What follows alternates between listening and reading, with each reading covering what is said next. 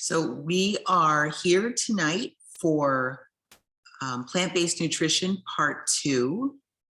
My name is Meryl Fury, and just first couple housekeeping issues. I would love for everyone to be able to put in the chat just where you're from. Are you from, local to Kenosha? Are you from north, south, or are you from another state? Please let us know where you're from. Also, please have some paper and something to write with. I'm going to ask you to silence your phones, but keep them nearby because we'll be using them during class. Can everybody hear me okay?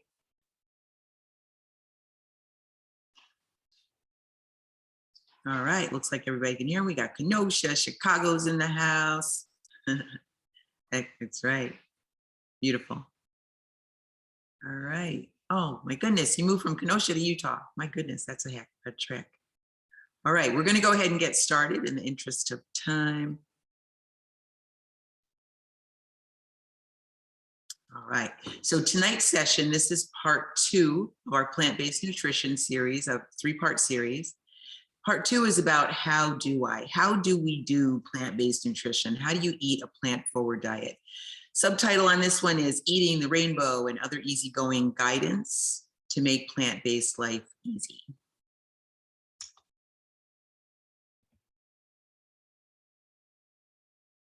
All right. Like I said, my name is Meryl. If it'll come up, it doesn't want to. Okay, my name is Meryl Fury. I am a registered nurse, a health coach, and a plant-based chef. I'm president and CEO of Plant-Based Nutrition Movement, which is a nonprofit based originally in the Chicagoland area. But one of the gifts of COVID is that most agencies had to go online, made us nationwide, and we have done that. I'm also founder of Balance Forward Health and Wellness, LLC, which my mission is to discuss, talk about, support people who want to transition to a healthy plant-based lifestyle. I'm creator of Pretty Wild Vegan cooking and dining experiences here in Kenosha. I'm certified in plant-based cooking through Ruby Online Cooking School. I'm certified in plant-based nutrition through E. Cornell T. Colin Campbell Center for Nutrition Studies. I'm also a board member of that same institution. I'm a member of the American College of Lifestyle Medicine. I'm mother of 3, 2 of whom are plant-based and one of whom is a very adventurous eater. And I'm married to a meathead, and that's his description, not mine. He changed his way of eating last year, however. So we're going to talk about plant-based nutrition and really the nutrition part of it. There are several different ways to look at nutrition. And you may recall, if you were in last week's session, we're mostly looking at food as medicine. Here's a fun fact for you. Medical doctors may get maybe 20 contact hours about nutrition in all of their 12 years of medical education. And that's it. This has been a concern recognized since 1958, and not much has changed since 1958. Doctors are not usually trained in how nutrition plays a role in the prevention, healing, or reversal of disease. And I want you to keep that in mind as we talk about what eating plants can do for our health, okay? We can look at plant-based nutrition from a few different angles. Is it pretty? Is it healthy? Does it taste good? Does it have protein? Does it have too much sugar? What about the salt? You can look at it from different ways. One of the ways I like to look at it, which I think is all inclusive and pretty easy for the average person to grasp, is to look at the whole food. And when we look at whole food, I look at color. The reason I like to look at it this way is that for all we know, and as advanced as nutrition science is, there's still a whole world that we don't know. There are all sorts of other nutrients, we call them phytochemicals and phytonutrients, plant-based nutrients, that we haven't even discovered yet. We don't know what they do or how they interact with each other. So that's why I like to look at colors, because colors indicate a certain collection of nutrients, and each color is a different sort of collection. There's a massive amount of evidence that proves that eating a wide variety of plants is the healthiest way to eat and the healthiest diet on the planet. So as good scientists, we have done things like break it down into vitamins and minerals and proteins and fats, but that just leaves so much out. So tonight we're going to be talking about it based on color. All right. So we're going to be talking about eating the rainbow. I wanted to let you know that we'll have recipes at the end of the presentation. I will be looking only briefly at individual nutrients because some of them are important, really, and I'll take questions at any time. We have Madeline, right? And she's helping in the chat. I hope I have her name right. You're right. Yay! Great. So Madeline, if any questions come up, you can just like let me know that they're there. Tell me in, because I really can't see the chat with the view that I have for doing the presentation. Okay, so we're talking about eating the rainbow, but I need to get this in first. First things first, I want us to know about water. Water is essential, and I mean like life depends on water. The second thing is that water is H2O. Now you might remember that from high school chemistry or physical science or whatever you called it at your school. Water is H2O.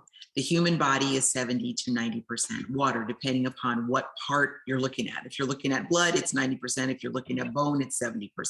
Okay, so let's talk about water. Water is miraculous. It stops everything from joint pain and constipation to cloudy thinking and dry eyes. Most of us are very confused about water, however. We're not used to drinking as much water as we need. We drink other stuff. You know, we get sold on drinking like thirst quenchers, Gatorade, Powerade, Kool-Aid, lemonade. Then there's coffee, tea, soda, juice. We even eat when we're actually really thirsty. We have our idea of what thirst means totally confused with being hungry. So again, water is H2O. So I'm going to ask you to do me a favor.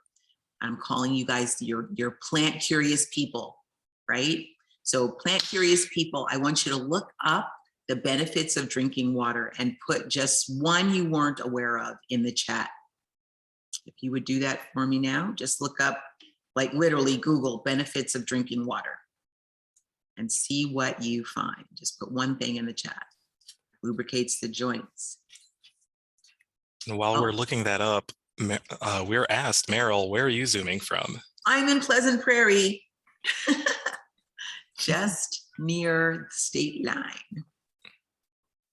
So we've got lubricates the joints, significantly affects energy levels and brain function. Absolutely. Reduces inflammation, maximize physical performance. Yes.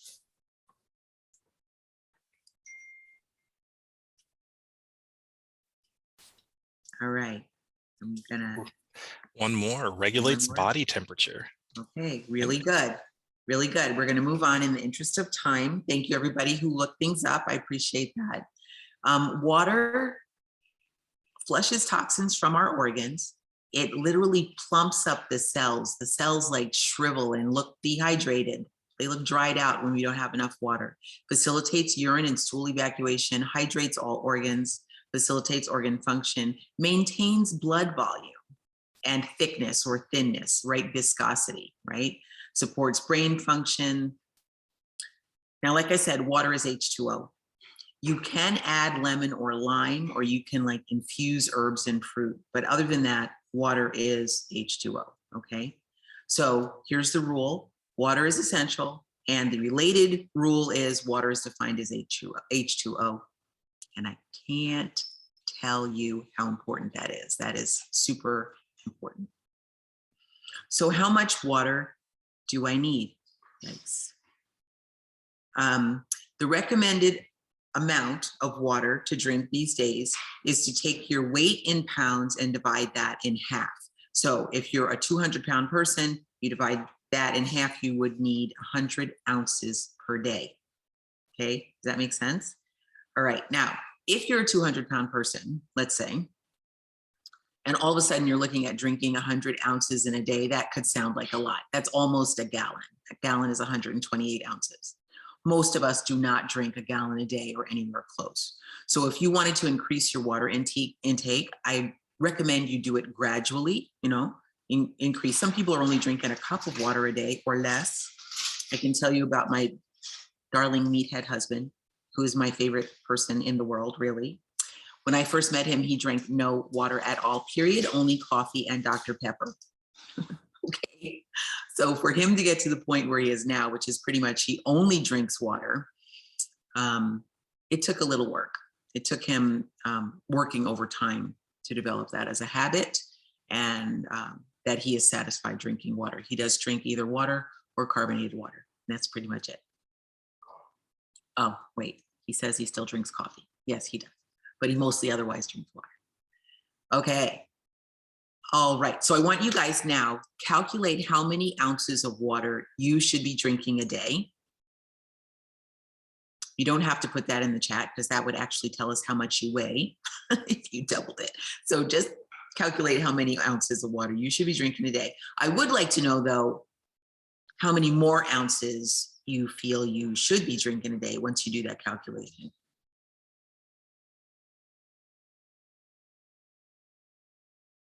Right. All right, that's good. And thank you for the conversion from ounces to liters.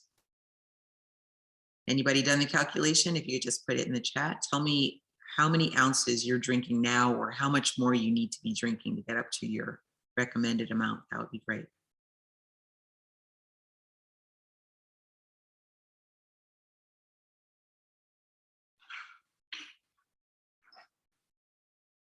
Okay, we have somebody drinking 75 ounces of water a day currently. Very good.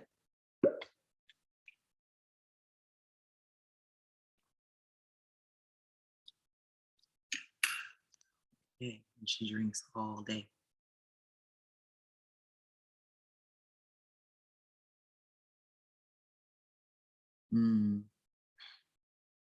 Yep, coffee is dehydrating. I want you to know that. Actually, here's a fun fact for you.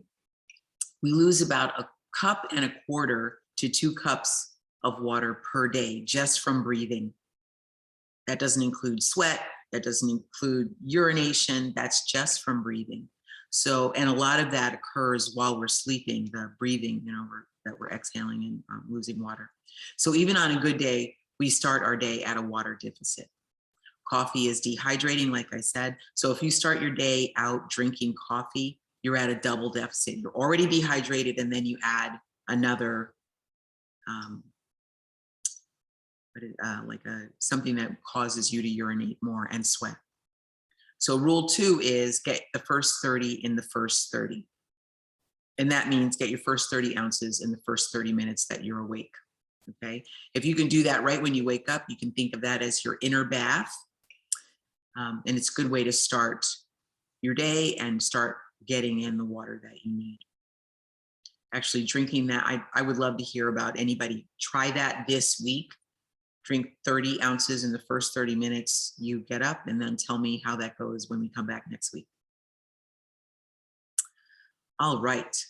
This is the whole food plant-based plate created and recommended by the American College of Lifestyle Medicine. Notice the variety of colors in this plate.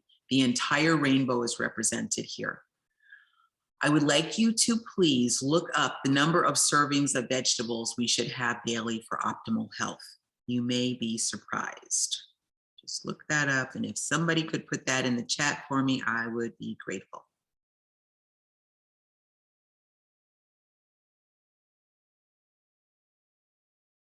Anybody has that?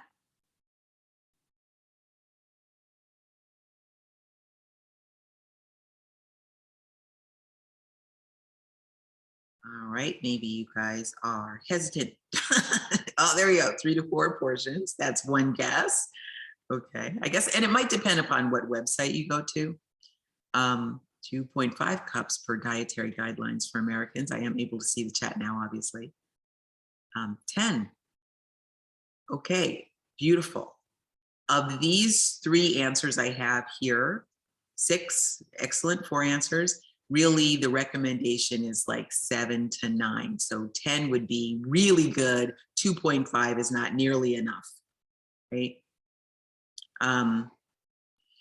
I want to say right here, thank you, Susan, for putting in 2.5 cups per dietary guidelines for Americans. Our dietary guidelines are woefully short, antiquated, and inadequate. So gives you a bit of an insight as to why Americans' health is in the condition that it is. Oh, there we go. Yes, yes. 2 cups for fruits and 9 servings a day. That's more like it. Thank you. Beautiful. Yep. All right.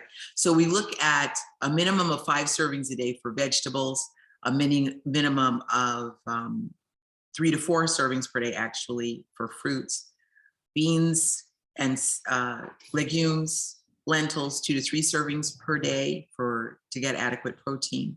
For whole grains, 3 to 4 servings a day, and then nuts, seeds, and oily fruits. Not really a lot, maybe just 1 serving a day or 2 at most for those to help you get your healthy fats. So rule 3 is cover half your plate full of vegetables and fruits, make all grains, whole grains, and vary your plant-based protein sources, which is what this picture here indicates, okay?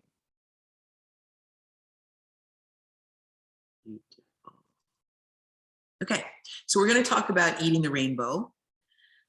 You remember Roy G. Biv from kindergarten, probably.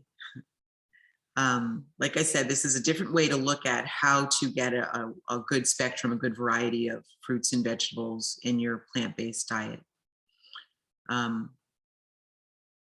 We're also going to look at the tan and white vegetables and fruits, nuts, seeds, those kind of things. And we also look at varying the parts of the plant that we eat. So first, red. Red indicates the presence of vitamin C and lycopene, which are antioxidants, which help cut the risk of prostate cancer. You can look at red bell peppers, radishes, tomatoes, red beets, red chard, cherries, strawberries, raspberries, pomegranates, watermelon, red chili peppers, rhubarb stems, and hibiscus. The red color in most fruits and vegetables indicates that they contain these antioxidants, and when eaten regularly, they help reduce the risk of developing atherosclerosis, hypertension, and high cholesterol. They also lower the risk of developing different types of cancers, including prostate cancer, and they protect against heart disease, improve brain function. They also protect against colds and flu.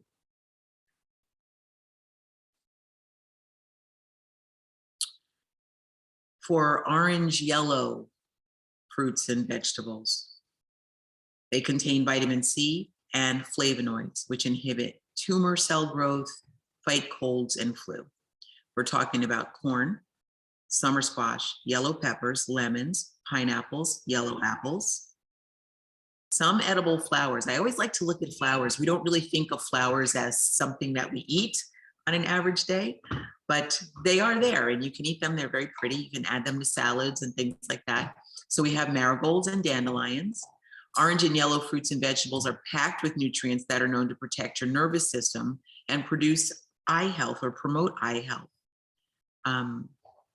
They prevent heart disease as well. They also play an important role in maintaining skin health and boosting your immune system and helping to build strong bones. You can also look at, I think I said this, but orange, bell peppers, carrots, winter squash. All right, green and green white vegetables. I would like you to look up, just Google little green balls of death, okay? Little green balls of death, if somebody could look that up and tell me what that is. In the meantime, we'll talk about green and green white vegetables. They contain folate, which helps build cells and genetic material, healthy cells and genetic material. Vitamin K, calcium, and iron. Green fruits and vegetables also protect eye health, lowering the risk of developing age-related macular degeneration. Green leafy vegetables also contain folic acid, which is very important for pregnant women as it reduces the risk that their baby will develop spina bifida, which is a spinal cord birth defect. The essential nutrients found in green vegetables and fruits protect you from cancers and high levels of bad cholesterol, regulate digestion, and improve immune system functioning.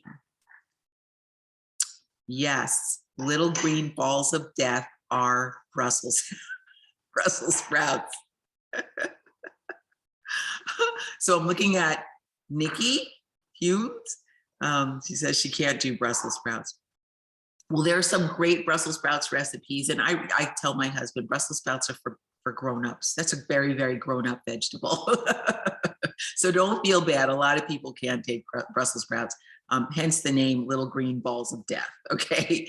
I personally love them. They are great roasted. They're great cruciferous vegetable. If you can get used to them, yes, roasted, so good, so good. Okay, they fall in line with all leafy green vegetables like broccoli, greens, collard greens, mustard greens, turnip greens. Oh, Nikki, okay, I'm sorry, you're a male, my apologies. You can also have artichokes, green beans, limes, green bell peppers, field and leaf lettuce, cabbage, herbs, fennel bulb. Cauliflower is a green white vegetable also. Then if you look at flowers, it's white clover, honeysuckle, Queen Anne's lace. These are all edible flowers, which you can probably find in your yard. At least I find them in my yard. They grow like weeds. Avocados and olives are also green, however, they're considered fruits, and they provide healthy fats. Yep. Oh, here's a fun fact for you. Iceberg lettuce is useless, okay?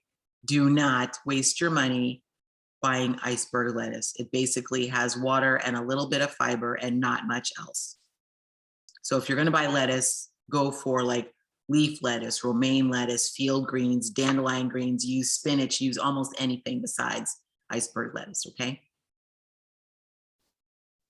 Okay, blue violet. Now this is my favorite color. Actually, purple in general is my favorite color, but blue violet fruits and vegetables, I don't know, I just love them. I love purple food. The color comes from the anthocyanins. That's the pigment responsible for the rich color, obviously. It helps prevent heart disease, helps reduce blood pressure and cholesterol. It's good for circulatory system health and all over the body, I mean, including the brain as well. Decreasing risks of stroke and cancer. Blue and purple fruits and vegetables are very important for your memory and promoting healthy aging. This food also protects urinary tract health and regulates healthy digestion. Fun fact, the same fruits and vegetables that promote healthy circulatory system are also good for erectile dysfunction. I just had to say that, I'm a nurse. You know, one thing I didn't say, I forgot to say this at the beginning. I need to let everybody know that, and I don't see anybody asking anyway, but I'm gonna say it. The information I'm giving is accurate and broad, and this is not a talk that's designed to tell you not to take your medication or don't talk to your doctor, or it's not designed to be a diagnosis session or a treatment session of any kind, right? If you have health issues or you want to change your diet, surely go talk to your healthcare provider or your health team and work through whatever changes you want to make with them so that you can do them safely and healthily, okay? All right. In the blue violet realm, we are also talking about blueberries, blackberries, purple asparagus, purple cauliflower, purple carrots, purple cabbage, black currants, figs, and for flowers, pansies, violets, lavender, and lilacs. All right, are there any questions coming up that I haven't seen? Madeline, if I miss any, let me know, okay? All right, now we're on tan and tan white. This is not a color or a set of colors that we usually associate with the rainbow, but these are very important too. They contain fiber, potassium, they support the circulation and the immune system. While fruits and vegetables contain nutrients to lower the level of bad cholesterol in your body, as well as high blood pressure. That's what these do as well. They also have a great immune boosting effect on the body. Mushrooms in particular are very good for immune system. There's certain types like reishi mushroom and lion's mane and things like that that are very, very good for immune system. All right. Nuts and seeds, like you can see there in the middle, have great healthy fats, and then whole grains like brown rice, oats, barley, and farro have B vitamins, minerals like zinc, iron, and magnesium. So lots comes from the white and tan section. So along with all colors, we talk about eating all parts. So that means nuts, seeds, leaves, roots, fruits, flowers, stems, barks, right? All parts, because each part has its particular role that it plays. Fun fact, I think I mentioned this before, but for rhubarb, you will only ever see the stems in the grocery store. Now, if you grow rhubarb, that's different. You'll see the whole plant, obviously. But in the grocery store, we only ever see the stems, the red stems, because the rest of the plant is considered poisonous, okay? The stems are really okay. They are high in oxalic acids, oxalates, so they have that very strong, bitter flavor. Another fun fact, cinnamon is the only bark in its mostly natural state that we use in the United States. All right, next rule, play with your food. When I say play, I mean be adventurous. Go off your beaten trail. Try a new fruit or vegetable or grain, bean, nut, seed every week. Try something new. Try new flavors, try new textures, go to a new farmer's market or a different section of the produce store. Even go to a different kind of produce store. Try a market from a culture other than your usual. Make it fun, make it pretty, make it wild, make it spicy or bland and boring. It doesn't matter. Just try something new. It'll keep you from getting in a rut. The world is full of different kinds of fruits and vegetables that most Americans never taste. We never try them. We're used and comfortable with carrots and potatoes and tomatoes and some lettuce, and some onions, and we eat peppers. We don't adventure very far in vegetables. But just like this picture shows, there's some great just other types of vegetables that we can try.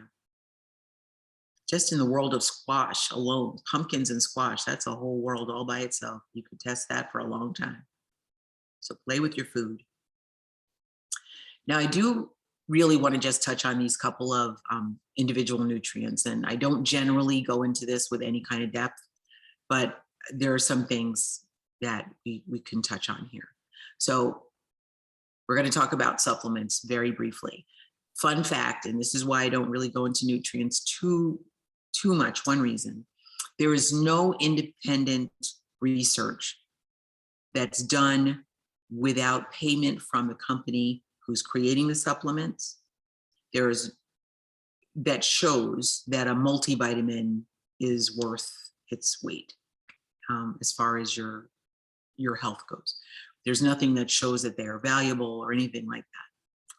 We do tend to really like and invest in vitamins, however, and providers will tell you take vitamins, a good multivitamin. The problem is we don't ever know what's in them because there's no independent agency, there's no body, there's no regulatory group that looks at what goes into vitamins and mineral supplements.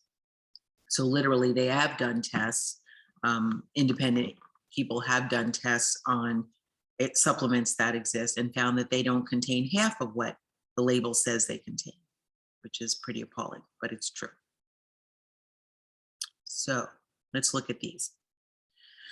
When you're eating whole food plant-based, and if you're not including meats and animal products, these are vitamins that you need to watch out for. B12 is always recommended, always. In fact, B12 these days is recommended for people who do eat meat and animal products because we don't get that in our diet the way we used to. B12 actually is produced by bacteria that live in the dirt. And because our animals no longer eat dirt much anymore, a lot of them are produced in large animal farming and feeding operations. And the way we treat our vegetables, they're just scrubbed clean of the bacteria that produces B12. So it's recommended that you do take B12, 25 micrograms daily. It's a very small amount. Usually if you're going to take a B12 supplement, it's going to have 500 or more micrograms per little tablet. So you would easily get enough by taking 2 or 3 tablets over the course of a week. Iodine is another one. Usually you can get that from using iodized salt. About 3/8 of a teaspoon of iodized salt in a day would be more than enough, or 150 micrograms if you want to take a liquid iodine supplement. Vitamin D, everybody, let me tell you, if you're living in the northern latitudes, you're probably not getting enough vitamin D, especially between the months of, say, October through March, when we barely have enough sun. And a lot of us are working or in school, and we're indoors during the sunlight hours. So vitamin D supplementation is always recommended. And right now, current recommendations are 600 international units daily. These other ones here, calcium, omega-3, iron, and protein, are actually readily available in a whole food plant-based diet. Not really any need to supplement unless you're not eating a wide variety of foods. So if what you think of when you say a whole food plant-based diet is something like an iceberg lettuce salad with a couple slices of tomato and maybe a bean taco, that's not going to give you everything that you need. So we do recommend, again, the wide variety, the rainbow spectrum, taking into account all colors and all parts of the plant, okay? You can supplement calcium for sure, calcium tablets readily available. Omega-3, we would recommend that you use a plant-based source, which would come from algae as opposed to fish sources. Iron you can take, just be careful about iron supplementation. That can be very constipating. And protein, honestly, you don't need to supplement protein. So really, most people ask me, oh, really, what about protein? Seriously, we get more than enough. Seriously.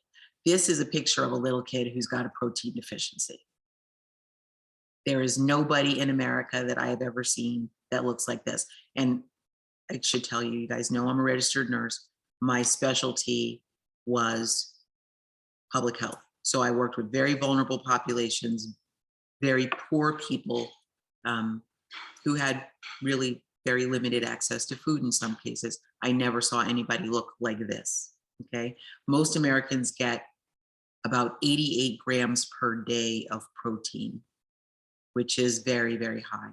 An average male, sedentary, regular weight male should get about 56 grams of protein per day. And an average female sedentary lifestyle should get about 46 grams of protein a day. Okay. And more than that is wasted. It's hard on your kidneys. And actually, we talked about last week how it can trigger tumors to grow. There's just no need. It is not a healthy practice to overdo your protein. I'm going to check the chat just to see if there's anything going on there that I missed. Okay, we had somebody back a little bit ago ask about, what can you do with rhubarb besides dessert? I have no idea. I've never made anything with rhubarb besides a dessert. So I don't really use it. I actually have a plant in my yard, and my neighbor comes and gets it and makes dessert.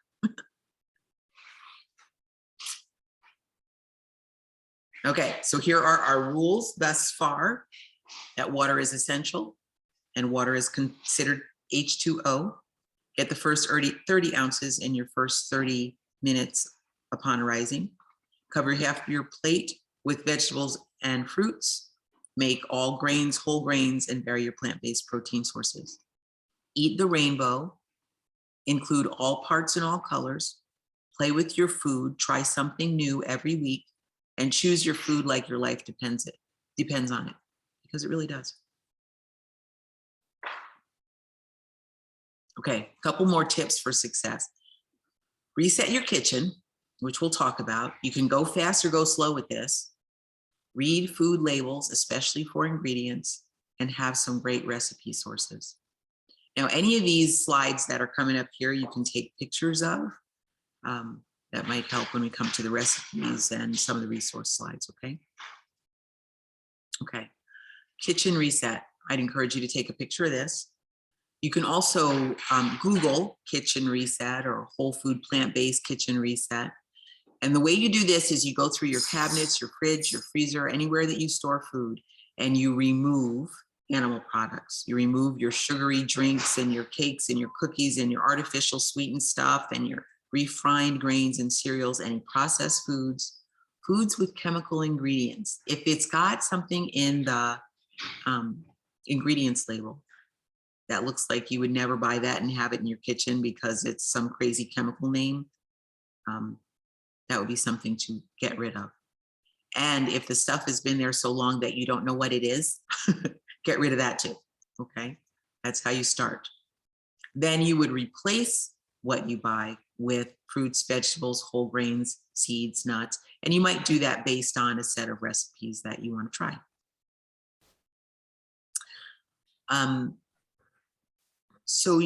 Some people start like all out. They just jump right in with both feet. They clean out their kitchen and they go buy all new food and they give up animal foods and never look back. That usually happens once they have had a life-altering health event, like they had a heart attack, or they just got diagnosed with diabetes, or they just got moved from tablet diabetes management to injection, like insulin diabetes management, or they're having a crisis with their weight or something like that. It's usually when they start, and that's when those people tend to flip the switch one time and they go whole food plant-based, and that's it for them. Most people, however, start slowly. You kind of creep into it a little bit at a time. I did the same thing. So here's like a basic plan you can use, and there's lots of different ways to do this. This is just one way. So week one, you might start looking at recipes and just seeing, well, so for breakfast, instead of instant oatmeal, which is usually very, very sweet and has some artificial ingredients and, some additives, is there a way that you could make an oatmeal at home? And if you're using oatmeal, instant oatmeal for a time crush because you want to eat it when you get to work and you can just add water and throw it in the microwave or whatever, is there a way you can do that with regular oatmeal? And yes, there is, right? So you can find ways to swap what you're doing now for a healthier way, right? So let's say you found 4 or 5 different things you could test out for breakfast, lunch, and dinner. Then week 2, you implement the tests and swaps. Start with breakfast. Week 3, you implement tests and swaps for lunch. Week 4, you add tests and swaps for dinner. And then you just keep going and build your recipe and swap repertoire. Here are some swaps. You can take a picture of this slide. This is by the Physicians Committee for Responsible Medicine. So let's say meat, or it's a burger, you can swap out a bean burger or a veggie burger. If you wanted to swap out, let's say, milk for your cereal, you could swap out cow's milk for almond milk, soy milk, rice milk, cashew milk, hemp milk, so many different options. If you wanted to make scrambled eggs, but you didn't want to use the eggs, there is something called a tofu scramble, which uses silken tofu, very soft tofu, and you crumble that up and you season it up. You can add turmeric if you want to make it yellow looking, but that would be a tofu scramble if you wanted to swap out scrambled eggs. And then they say fish and poultry to swap it out for whole grains. I would probably add beans with that if I was going to make a whole grain swap for fish and poultry. But those are some swaps, so take a picture of that if you like. You can also Google that, healthy swaps for, meat, milk, cheese, eggs. Another super valuable thing you can do is find a community. So there's an African saying that says, if you want to go fast, go alone. And if you want to go far, go together. It always helps to have your tribe, your people, your community, people you can laugh with and share recipes and encourage each other to read a book or watch a movie. You can watch documentaries together. Help you keep your curiosity and sense of humor. It really helps to have a group to be with. I'd also encourage you to get smart about it. Watch movies, read books. These are just a few. I cannot possibly list all of the movies and documentaries that are available for whole food, plant-based, healthy eating. Some of them lean more toward planetary health or animal rights. Some of them are human health. Some of them are more focused on what, how to take care of children if you want to raise children to be whole food, plant-based. They're all very valuable. Some of the most commonly known, most commonly watched, read are the ones I have listed here. Game Changers came out a couple of years ago, I want to say now, before COVID. And that was about plant-based athletes, world-class elite athletes. Some of them Olympians were in the Game Changers movie. Some of these books, this one on the bottom, Salt, Sugar, Fat, How the Food Giants Hooked Us by Michael Moss. Fascinating book about how the big food companies make sure that we fall in love with their food. Here are some facilitated healthy food Kickstart programs. These are all free, I believe. Please take a picture of this slide. You can go to any of these websites and they have anywhere from 3 to 21 or 30-day Kickstarts where they'll give you recipes, they'll talk you through it, they give you information. Very, very useful for starting a plant-based lifestyle. And you can also, okay, you tested one, that one didn't work, you didn't like that recipe, just keep going. I would say one thing about recipes, and I believe that's coming up here, recipe resources. Not all plant-based cooks, we don't all cook the same. We all have our own particular style, our own particular set of flavors that we like. We have particular cultures that we come from. So not everybody's website will fit your flavor profile or your palate, right? I happen to like these. I think they are very reliable sources. Some of them are more exotic. Actually, there's one I should have put on here called Vegan Richa, VEGANRICHA.com, Vegan Richa. She's originally from India, I believe, and her flavor profiles are just beautiful if you love Indian food. She also does some that are more typical American USA style, but mostly just beautiful, beautiful combinations for Indian food. Straight Up Food is a good one for American food. Culinary Gym, international and very, very clean eating. I mean, she doesn't even include sugar, salt, oil, flour. She's very, very clean. The Minimalist Baker, beautiful, good stuff. All of these are good. Very, very good. Love them. Here's some resources for you. Take pictures of these. pbnm.org, that is the nonprofit that I lead, of which I'm very proud, Plant-Based Nutrition Movement. We have a broad range of information on there, everything from resources, movies, recipes, blogs, newsletters, wide array of information. Same thing with lifestylemedicine.org and pcrm.org.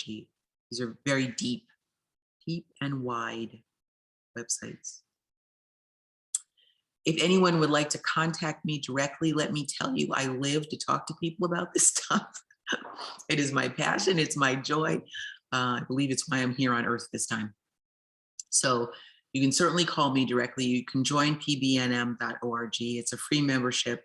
You can get connected to a ready-made community right there. We have a Facebook page as well. So, by all means, we're happy to support anybody on this mission. If you were interested in doing a cooking and dining experience, you can let me know. That's the Pretty Wild Vegan Kitchen cooking and dining experiences. If you want coaching, you can let me know. That's my phone number, and that is my email address. Please, I'd be happy to talk with any of you. Okay, recipe time. This is a Thai rainbow salad, keeping in line with the rainbow theme for the evening. This was created by a friend of mine named Chef Katie May. She is the one who is the backbone for the culinary gym.com that I gave the website for. I work with this lady about once a week, and she teaches online plant-based cooking. These are the ingredients and how to put it together. So please take a picture of this slide. It uses as many colors of the rainbow as we could squeeze in there, and as many parts of the plant as we could squeeze in there. So we have zucchini, carrots, purple carrot, cabbage, red bell pepper, onions, sesame seeds, soba noodles, rice noodles, medjool dates are in the dressing, water, lime juice, rice vinegar. If you're allergic to peanuts, please don't use that. You can go with almond butter. Tamarind paste is optional. And then ginger and garlic. This makes a great dish to take to like a potluck, or just to have it at home. It's great. You can mix it up the night before and take it for lunch the following day. Everybody got that? Okay, I am looking here at the chat. Okay, Yeah, we've had a few questions come in. Go ahead. I'm sorry, I'm probably going rapid fire. Go ahead. So this isn't related to resetting your kitchen. They're mentioning no dairy. I guess what about dairy is something to remove? Yes, so dairy in the whole food plant-based, if you're going strictly whole food plant-based, we eliminate all animal products. I'm going to talk to you specifically about dairy. Thank you for asking that. There is okay, let me back up.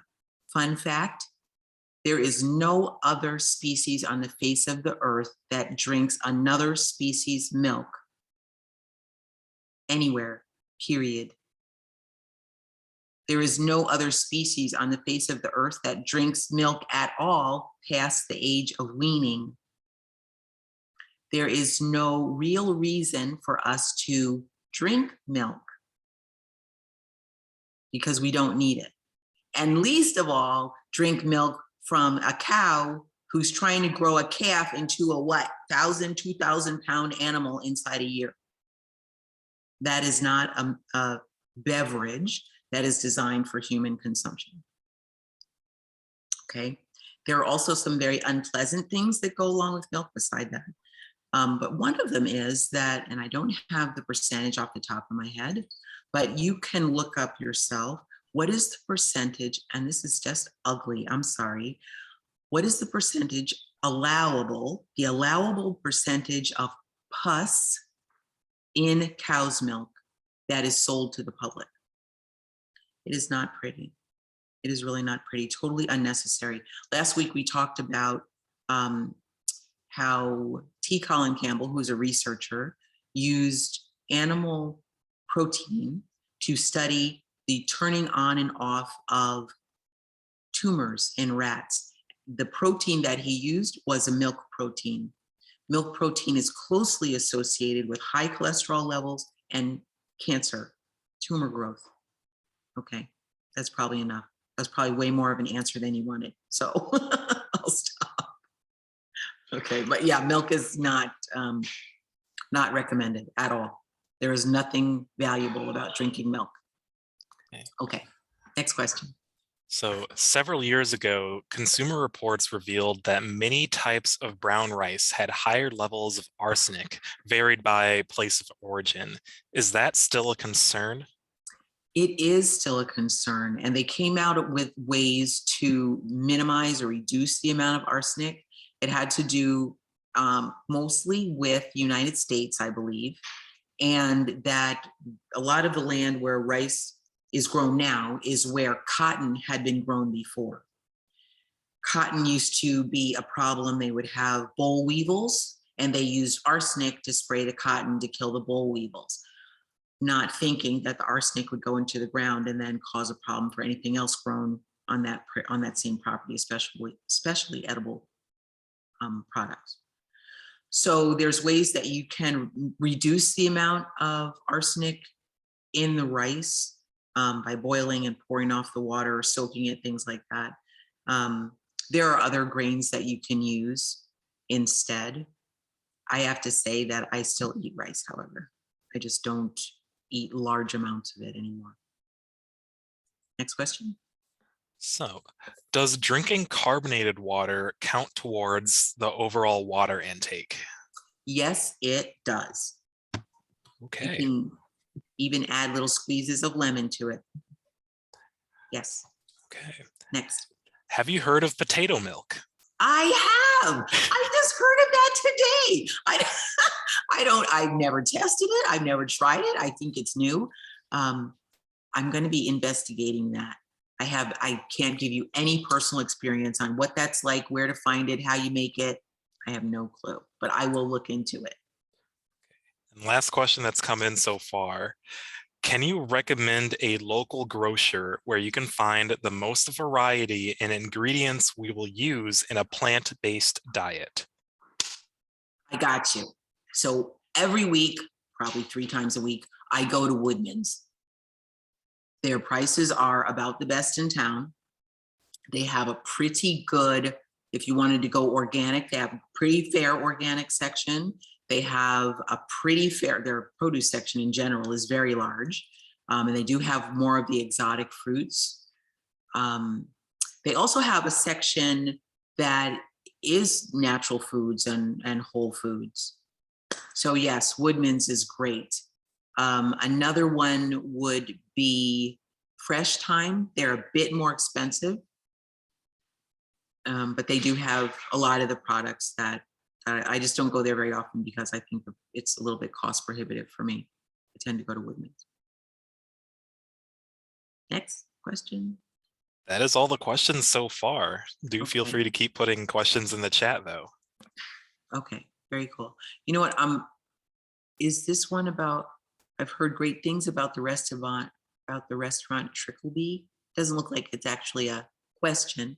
I do not know that restaurant, but I will check that out. I do have another restaurant you could try though, which is here local in Kenosha. Winthrop Harbor, just over the state line. It's called Healthy Yums. I happen to have their, can you see that? This is just their little menu. They do a really good job for a fairly reasonable price with vegan foods if you're looking for something closer to Kenosha. In Milwaukee, there's one called Urban Beets, Beets, which is also good, all vegan restaurant. And we can talk about how to eat out next time if you like. There's couple of tricks, if you're going to go into a regular restaurant, how do you navigate the menu? But yeah, those are some of the local ones. So how do you feel about soy, almond, or cashew milk? I like all of them. I don't use soy milk any longer because I have a soy allergy, but that's really the primary reason. If I were going to use soy products, please just make sure they're non-GMO because soy, the genetically modified, because soy is a prime candidate for genetic modification all the time. So I stay away from soy just because I have an allergy, and then I would recommend go for, make sure it's an organic source for soy if you're going to use that. Cashew milk, I like. And what was the other one? Almond, I like. You can actually make those milks yourself. They're not hard to make. I don't know how to make soy milk because, like I said, I kind of stay away from it because I'm allergic. But almond milk is very easy to make, and cashew milk is also. Maybe next time I'll give a recipe for those, or you can Google the recipes. They're so easy to find. And lastly, what about oat milk? Love that stuff. That's what I use most of the time is oat milk. It has a very mild flavor. And all of these I would get unsweetened. So get the original unsweetened flavor is what they usually call them. Oat milk works very well actually for lattes if you like to make lattes. It froths up nicely. Yeah, I love, that's what I use nearly all the time is oat milk. I assume this is for the milks as well, but what do you have a brand you prefer for the various milks? The one, yes, there's one that is called, I think it's mostly like, what is it called? Barista is about the cleanest you can find. For oat milk, I usually buy Oat Yeah or Oatly. You will find that they have some additives, but they're not too bad. They're not like outrageous at all.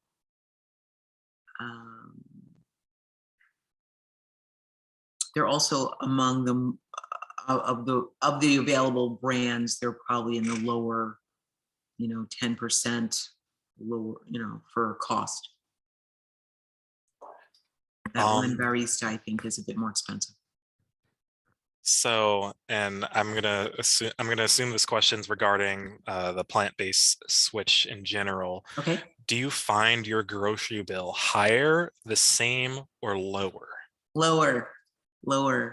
Yeah. So, for example, let's say I'm going to buy my protein, which everybody likes to know about. I can buy a bag of black beans for 99 cents a bag. That will easily get me, oh my goodness, that's a lot of meals from a bag of black beans about that big, right? I can't even tell you, if I was going to make black bean burgers, let's say, out of a bag of black beans, oh my gosh, that's probably 15 or 20 burgers, right? Which means I'm getting 15 or 20 servings. I can't do that for 99 cents for ground beef. Just not possible, right? There are some ingredients that are a bit more exotic. You'd probably buy them once and you'd have them a long time. So you're only using these more exotic ingredients in small amounts. I did have to up my spices and herbs, my stock of those. Trying to think, and I tend to, like I said, I try something new every week. I'm recommending to you what I do. So if I'm buying something new every week, it might be a different grain every week, or it's a different pasta, or it's a different kind of a fruit or vegetable. Those things are not very expensive, even when I'm being super exotic. At Woodman's from time to time, every week I go in, they have their reduced section, in the store. There's like a bunch of shopping carts all lined up where they have I call it the scratch and dent section, where stuff is just reduced in price. You can often find fruits and vegetables there that are still in good condition, fresh and usable. So no, it's a lot less expensive, in my opinion. Just a few more questions. We are at 7 o'clock. So yes, you know what? I'm going to skip to the next slide, and you guys can take pictures of the next slide while we answer the question. We're doing butternut squash chili with quinoa and peanuts. Okay, go ahead. So how long have you been on a plant-based diet? Wow. I started this when I was 15. And that started with me. I stopped eating mammals at that time. So no four-legged animals. I kept eating fish and poultry. And then I got quite a bit further down the road and I stopped, maybe another couple of years into, I stopped eating all animal products except dairy products. And then I realized that I had a dairy allergy. It became very clear and obvious. So I've been at this a very long time. I will tell you, I am 60 years old now. So 45-ish years. I've been eating somewhere along the continuum, moving away from animal products, and actually completely stopped eating animal products about 5 years ago. So one of the struggles that this person's had trouble with is buying veggies, Yeah. is having them go bad quickly. How do you keep that from happening? Well, okay. So one thing is only buy the amounts that you expect to use, and then make it really like you're going to use them. If you buy a large amount and then you say, oh, I'll use it tomorrow, and tomorrow comes and then it's, oh, I'll use it tomorrow. Oh, no, I'll use it tomorrow. Well, yeah, they're going to go bad. So that would be my first thing. Get your recipes together, buy the amount that you expect to use, and then actually make the recipe and use them. Another thing would be you can freeze vegetables. If you see them starting to get, they're a little bit close to the edge, cook them and freeze them. Some of them you can freeze raw. Like so I'll go to Woodman's, for example. A couple weeks ago, they had bags of green peppers for 99 cents a bag, and it was a big bag. And I bought probably 3 bags and just diced them up and put them in plastic bags and put them in the freezer. I do the same thing with fresh fruit, strawberries. This past summer, there were some amazing blueberries, and I bought many cartons of blueberries and froze them. So that's kind of what I do. I hope that helps. So there is one question that is, what is the name of your website? And I believe that's the pbnm.org. Here, let me see if I can get there. Here you go. I've posted in the chat as well for if you want to click on that. Thank you. I will. And we'll have this be our last question. Okay. Let's see. In the 45 years since you've stopped eating animals, have you seen vegan/vegetarian options and interest grow? Oh, dramatically. I don't think you can see it if I click on it. Did you see it pop up just now? No, it's not showing right now. It's the way I have the screen share set up. But the website is right here at the top, pbnm.org. Yes, dramatically. When I was 15 years old, the only thing I could get if I went out anywhere was a baked potato and an iceberg lettuce salad. That was it. Now there are whole restaurants devoted to vegan cuisine. And let me just say, vegan cuisine can be taken to a very high art. Beautiful, beautiful presentations and absolutely amazing combinations of foods and vegetables, fruits, grains, amazing, beautiful stuff. Also the types of ingredients that are available. There was a time like if you wanted a meat substitute, you had to get texturized vegetable protein, which was like this terrible dog food like soy crumbles, which were awful. And now there's so many different options. There's so many cookbooks you can go to, so many websites you can access, doctors who support it, doctors who have restaurants that they encourage, they support. Yes, huge. There's even, here's one, if you're interested in finding restaurants, there is an app called Happy Cow. Happy Cow. And that one actually is an international look at vegan and vegetarian friendly restaurants all over the world.